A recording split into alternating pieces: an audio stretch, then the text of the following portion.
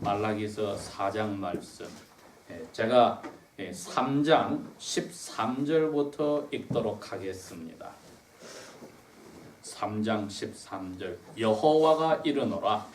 너희가 완악한 말로 나를 대적하고도 이르기를 우리가 무슨 말로 주를 대적하였나이까 하는도다. 14절. 너희는 말하기를 하나님을 섬기는 것이 헛된 일이니 우리가 만군의 주님 앞에서 그분의 규례를 지키며 슬프게 처신하신 것이 무슨 유익이 있으리요. 이제 우리가 교만한 자들을 행복하다 부르며 참으로 사악함을 행하는 자들이 세워지며 참으로 하나님을 시험하는 자들까지도 건짐을 받았다 하기 때문이라. 그때에 주를 두려워하는 자들이 서로 자주 말하며 주가 귀를 기울여 그것을 들으시며 주를 두려워하는 자들과 그의 이름을 신뢰하고 생각하는 자들을 위하여 그의 앞에서 기념책에 기록하였느니라. 만군의 주가 말하노라. 내가 나의 보석들을 만드는 그날에 그들은 나의 것이 될 것이요 사람이 자기를 섬기는 자기 자신의 아들을 아끼는 것 같이 내가 그들을 아끼리라. 그때 너희가 돌아와서 의로운 자와 사악한 자 사이와 하나님을 섬기는 자와 그를 섬기지 아니하는 자 사이를 분별하리라. 만군의 주가 말하노라. 보라, 가마솥같이 불태울 그날이 오나니 참으로 모든 교만한 자들과 사악함을 행하는 모든 자가 지푸라기가 되리라. 그날이 임하여 그들을 불태우리니 그날이 그들에게 뿌리나 가지도 남겨두지 아니하리라. 그러나 내 이름을 두려워하는 너희에게 자기의 날개에 있는 치료하는 의의 해가 떠오를 것이요 그리하면 너희는 나가서 외양간의 송아지들 같이 뛰놀 것이요 너희가 사악한 자들을 짓밟으리니 이는 내가 이 일을 행하는 그날에 그들이 너희 발바닥 밑에서 재가 될 것이기 때문이라. 만군의 주가 말하노라. 내가 호렙에서 온 이스라엘을 위하여 모세에게 명령한 나의 종 모세의 율법들과 함께 법규들과 법령들을 너희가 기억하라. 보라, 주의 크고 두려운 그날이 오기 전에 내가 선지자 엘리야를 너희에게 보내리니 그가 아버지들의 마음을 그 자녀들에게로 돌이키고 그 자녀들의 마음을 그들의 아버지들에게로 돌이키리니 이것은 내가 와서 그 땅을 저주로 치지 아니하게 하려 하기 때문이니라 하시니라. 아멘. 이 말라기 성경은 예수님이 이 세상에 사람으로 오시기 전에 약 400년 전에 유다 민족이 바벨론 포로에서 70년 후에 돌아와서 이 땅에 머문 지 근 100년 가까이가 됐을 때 써졌습니다. 1장부터 읽어보면은 이 사람들의 그 100년 동안에 성전을 다시 쌓고 성전을 중심으로 하나님께 제사를 드리는데 겉과 속이 다른 여호와를 섬기는 제사를 드렸습니다. 예를 들어서 안식일이 되었다. 그러면은 언제 이 날이 빨리 지나가서 우리가 다시 장사를 하고 돈을 벌까? 그 다음에 하나님 앞에 흠이 없고 점 없고 아름다운 1년 된 송아지를 바쳐야 되고 양을 바쳐라. 그러면은 외양간에 가서 가장 쓸모없고 다리도 절고 몸에 문제가 많은 양과 소를 골라서 하나님께 제사로 바쳤습니다. 그렇게 하고도 하나님께서 왜 자기들에게 복을 주지 않냐고 불평을 하는 사람들이었습니다. 그래서 하나님이 야, 내가 거지냐? 너희들에게 송아지와 양을 잡아서 바치란 게 내가 먹을 게 없어서 너희들에게 그렇게 했느냐? 그런데 너희들이 마음에도 없이 나에게 제사를 지내고 예물을 바치니까 너희들의 것을 내가 더 이상 받지 않고 성전문을 못지를 해서 막아버릴 테니까 너희들은 앞으로는 제사를 할 수 없게 내가 하겠다. 이처럼 야훼께서 화를 내시고 이야기한 부분이 있습니다. 3장도 바로 그겁니다. 하나님 앞에 많은 은혜를 받은 것을 10%, 10의 1을 하나님 앞에 하나님의 것으로 바치라고 했는데 이 사람들이 양을 속여서 하나님 앞에 바치고도 10의 1조를 드렸다고 하므로 하나님의 화를 유발을 시켰던 민족이었습니다.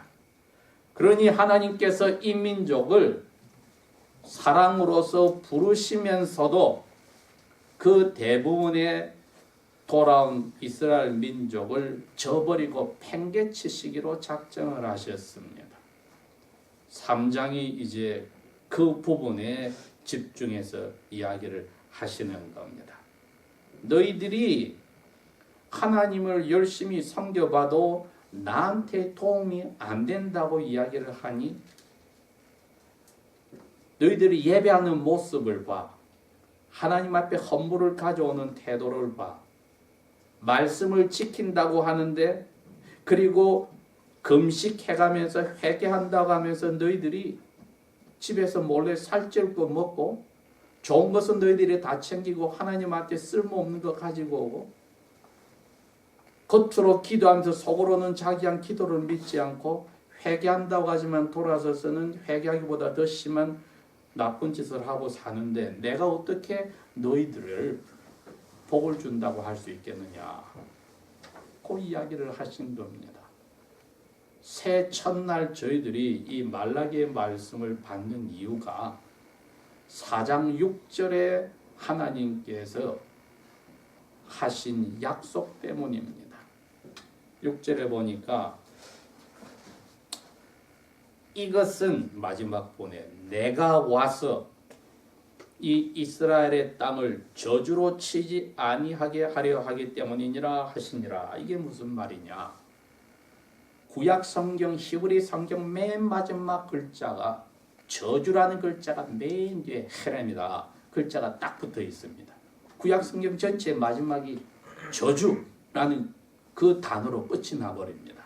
한글로 번역을 하니까 중간에 이 글자가 들어가지만은 맨 마지막 단어를 저주라고 했는데 우리가 생각하는 그런 저주가 아닙니다. 예수님께서 이 세상을 심판하러 오실 때에 하나님 앞에 바침을 가지고 살지 아니하였던 것을 다 뒤집어서 이제 하나님께 창조되어진 목적에 따라서 다 바치게 만든다는 뜻입니다. 구약시대에 여호수아서에 보면은 이스라엘 백성을 가로막고 있던 여리고성을 여호수아가 군대 장관인 사람으로 오시기 전에 아들 하나님의 말씀에 따라 칼도 창도 들지 않고 이겨버렸습니다. 그때 여호수아가 선언을 합니다. 이 여리고성이 야훼께 바쳐진 것이기 때문에 누구든지 여기에 다시 성을 쌓을 수도 없고 토대를 쌓을 수도 없고 대문을 달 수도 없다. 그걸 하는 사람은 자기 장남도 잃어버리고 마지막 아들도 잃어버릴 거다.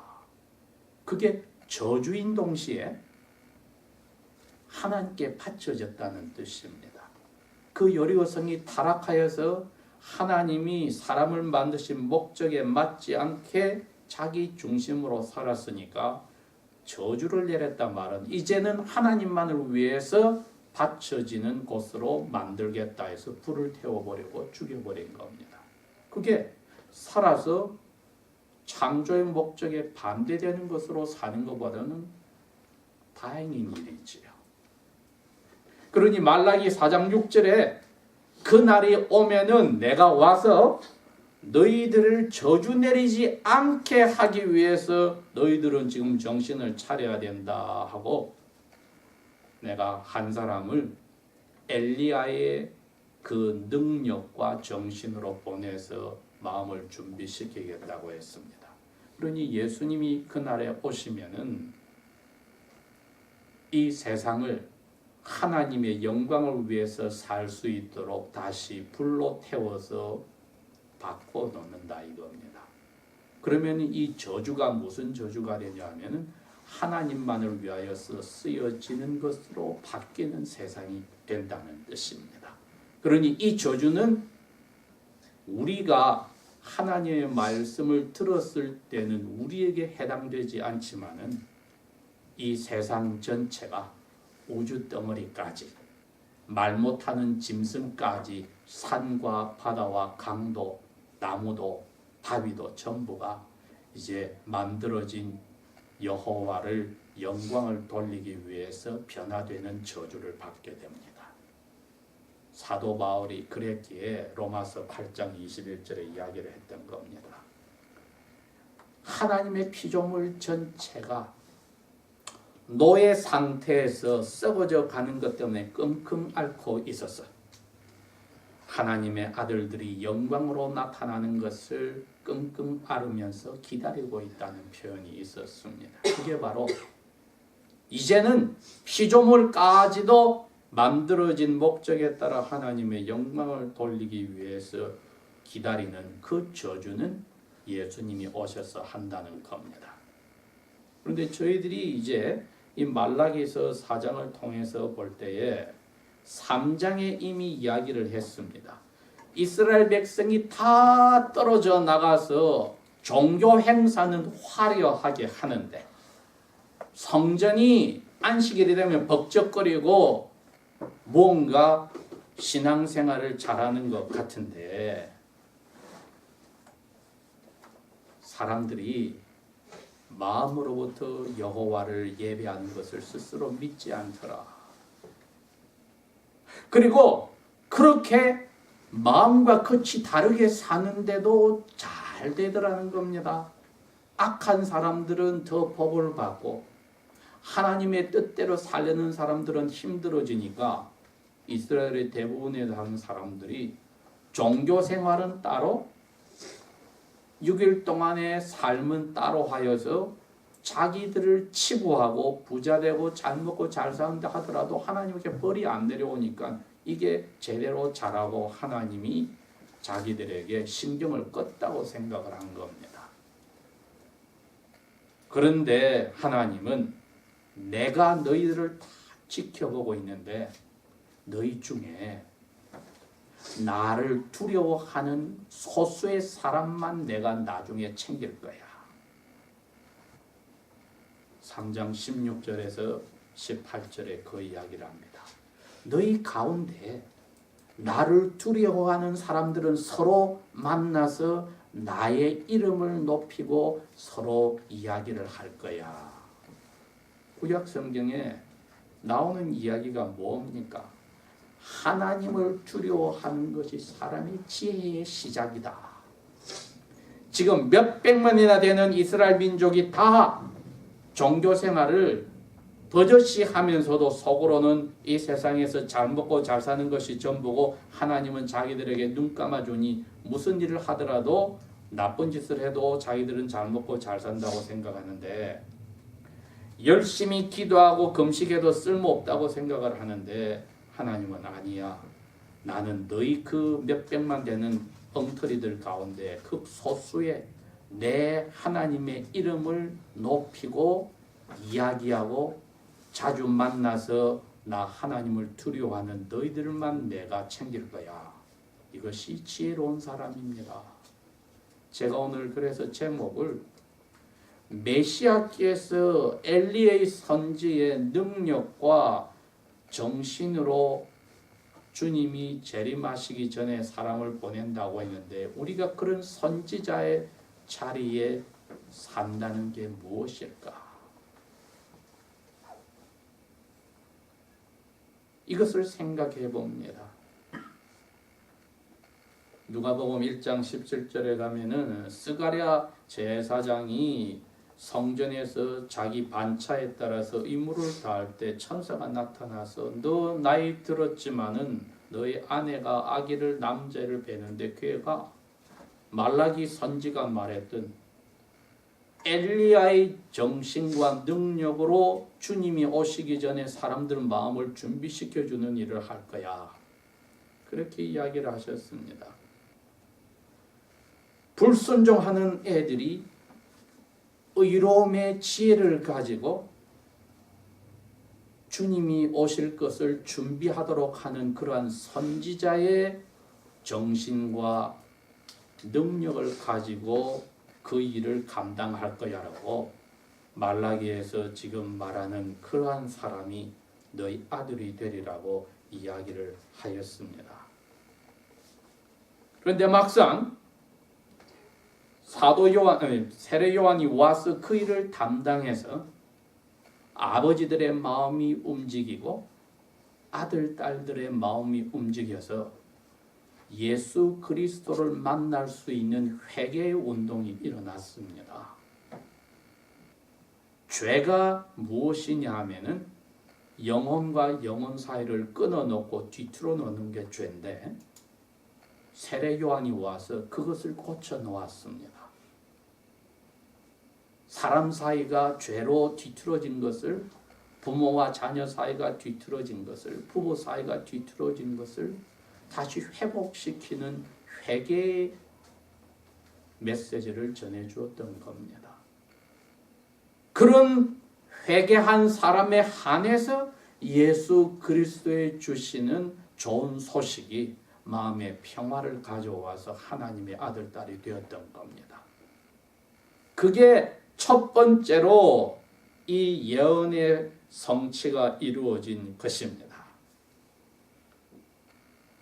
그러나 두 번째 성취는 이 예수님이 다시 이 세상을 저주 아래에서 하나님 앞으로 창조의 그 목적으로 돌리기 위해서 오실 때에 세례 요한이 선지자 엘리야의 정신으로 능력으로 사람들의 관계를 회복해서 하나님께로 돌렸듯이 수많은 엘리야들이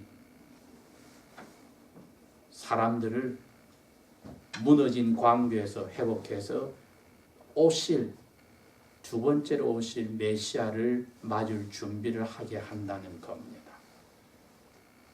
2016년은 저희들이 지금 그 자리에 들어갔다고 생각하면 됩니다. 왜 3장에 말했지 않습니까? 몇백만의 이스라엘 사람들 중에 극소수의 사람들을 하나님이 뽑아서 하나님의 이름을 올리게 이야기를 서로 하고 만나면 하나님을 두려워하는 데 대해서 서로 이야기를 나누게 함으로써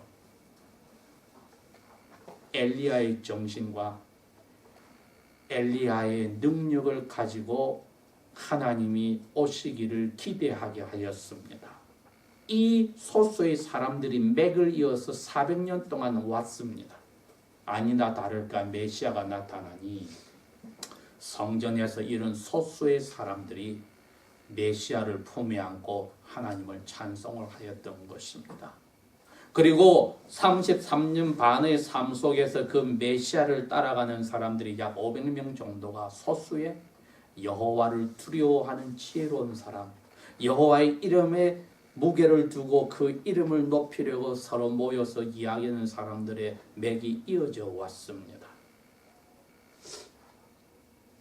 그런데 이제 4장에서 말하기는 다시 한번 메시아가 이 세상을 하나님 앞에 바치기 위해서 심판하러 오실 때에 그 엘리야의 정신을 가졌던 그러한 세례 요한과 같은 그리스도인들이 이 삶을 이어나가야 된다는 것입니다. 5절에 주의 크고 두려운 그날이 오기 전에 내가 선지자 엘리야를 너에게 보내리니 우리 그리스도인들이 엘리야의 정신과 능력을 가진 그러한 보내심을 받은 선지자의 자리에 있다는 것입니다. 왜?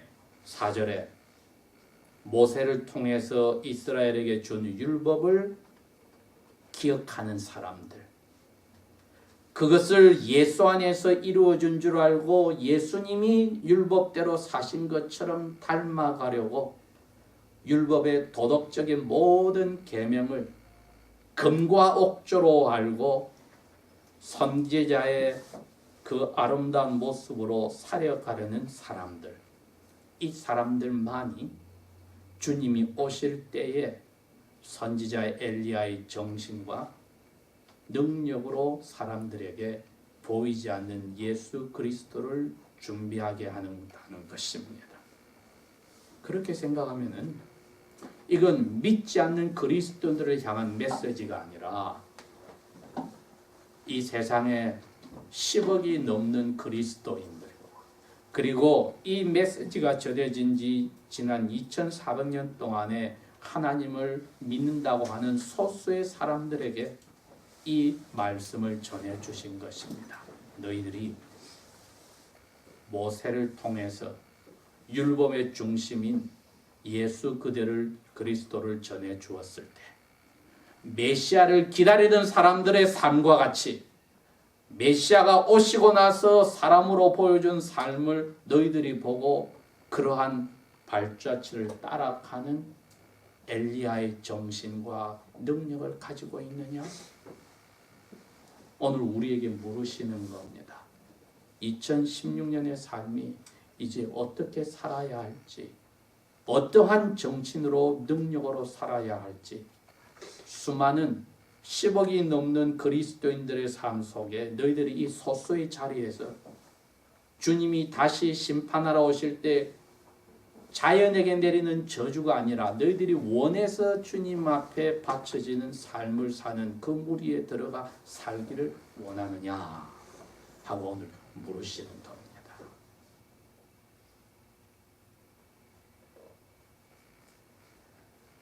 그렇게 생각한다면은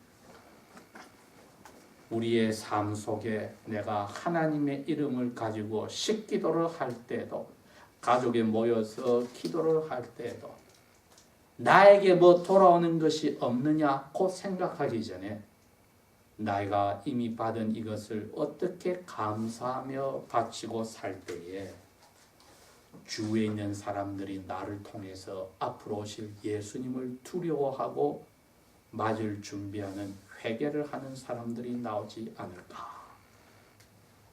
나를 통해서 저 사람은 시대를 거스려 사는 사람이야, 저 사람은 뭔가 신을 믿는 게 확실해 하는 선지자의 모습을 보게 되면은 우리는 선지자 엘리야의 정신과 능력으로 살아가는 그 자리에 들어갑니다. 이것이 여러분 저희들에게 이루어지지 않으면은 세월이 지나가는 것은 저주를 이 자연계에 내리기 위해서 주님이 오시는 날을 기다리는 참으로 암담한 자리에 남게 되는 것입니다.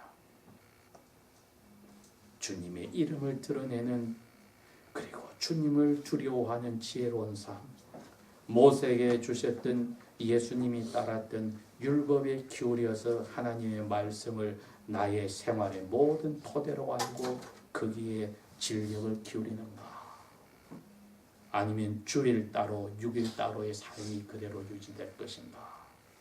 오늘 우리에게 도전을 하는 것입니다. 기도하겠습니다. 아버지 하나님, 2016년도 저희들에게 선물로 주셨으니 선지자 엘리야를 일으키시고 소수의 사람들을 붙들어 주신 아버지께서 우리의 모임도 세례요한과 같은 자리에 들어가게 하시고 앞으로 오실 예수님을 바라보며 사람들에게 그 주님을 준비하도록 가르쳐주고 보여주고 저희들의 삶을 통하여 깨닫게 할 수 있는 그러한 선지의 삶을 살게 도와주십시오. 우리의 삶 속에 가진 목적과 방법과 모든 하는 진력을 기울이는 일들이 하나님께서 이 세상에 저희를 남겨주신 목적에 어긋나지 않기를 원하니 아버지여 자비를 베풀어서 사랑으로 저희들을 이끌어 주십시오. 예수님 이름으로 감사 기도합니다. 아멘.